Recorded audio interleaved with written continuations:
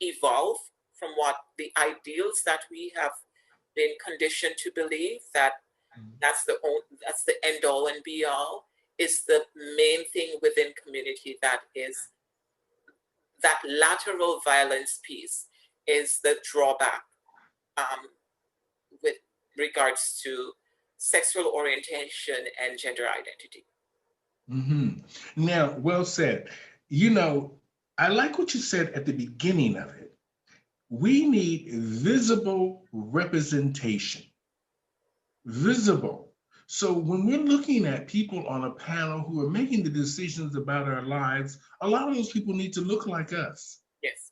or have had our experiences or lived our experiences and understand that. Not somebody that's bureaucratic and just says, this is the law and this is the way it is. Because the law is interpreted the way we interpret it as human beings. Yes. Yes. Now, what I also found lacking is, like you said, the representation of, yes, we have LGBT lawyers, doctors, and politicians, but you very rarely see them speak up for the LGBT two-spirit pronoun community on a continuous basis, which always should be able to keep our voice in the media or at the forefront of news. What's happening now?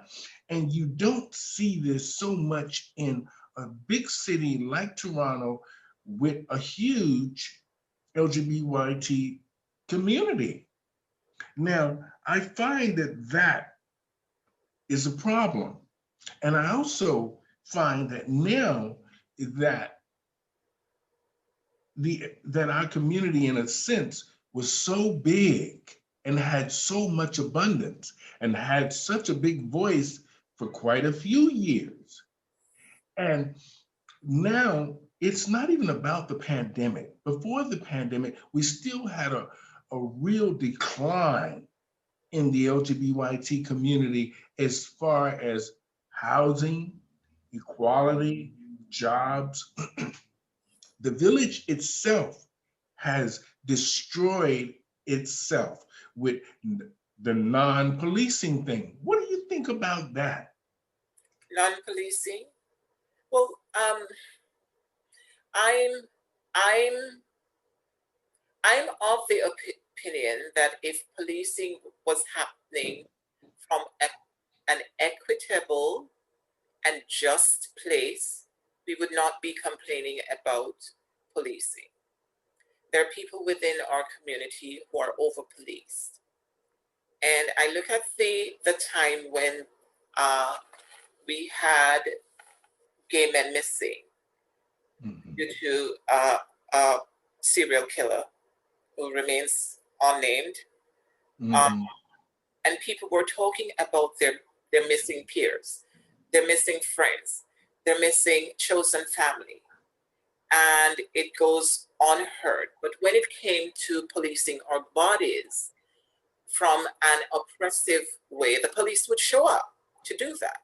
So on one hand, the police has a function in our community, which is fundamentally to serve and protect us all from a place of equity and inclusivity, rather than projecting homophobic, transphobic sentiments onto us when dealing with us. On one hand, that is what is supposed to happen.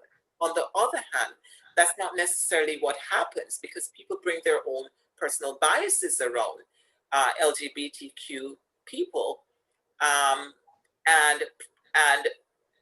and serve from that position with those biases. That is counterproductive. You can't be there to protect, but you're projecting biases on people.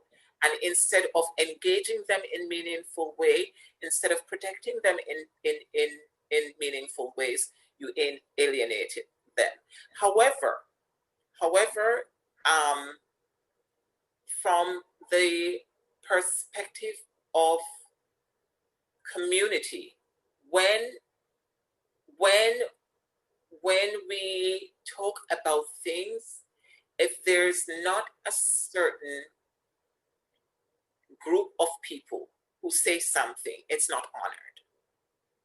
So we have to find a way to from a policing perspective, to change the culture that it has, the organizational culture that it has had historically regarding LGBTQI bodies, but also delve deeper from the different intersections that LGBTQ people navigate life, because we're not a monolith. Some of us, when we navigate life, or gender identity is going to come up. Some of us, it's going to be our racial identity. Some of us, it is going to be our sexual orientation, and just understanding that it's not this monolithic thing, but it is a broader thing that we have to be able to address and identify accordingly. And that's the message I would have around policing. The culture of the organization has to change with regards to race, gender, sexual orientation, because there's still oppression being felt and not heard by the organization itself. Okay. Now, you know, it's it in all fairness to the police, and as far as my sort of a little bit of a take on it, I do think that the police should have been in the Pride Parade in uniform or whatever form, because when we are like they say we are marginalized people, we need visible representation so we can see when something is going down, we can see someone visible that we know that can protect us and help us. Now, like you said, a lot of times police maybe and the organization needs to change because of the abuse or because of the mentality of what they presume the LGBT two-spirit pronoun community to be and how we sometimes act and are. But their job is to protect us and serve no matter what the situation is. Now, I like the fact that you said that it needs to change at the ground roots of the organization. And, changing the old guard is very hard. It's exactly the same way within our community. Yes.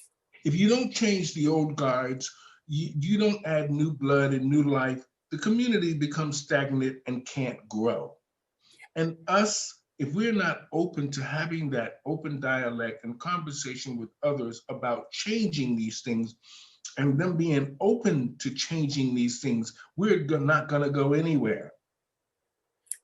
I'm agreed. I'm agreed. Beyond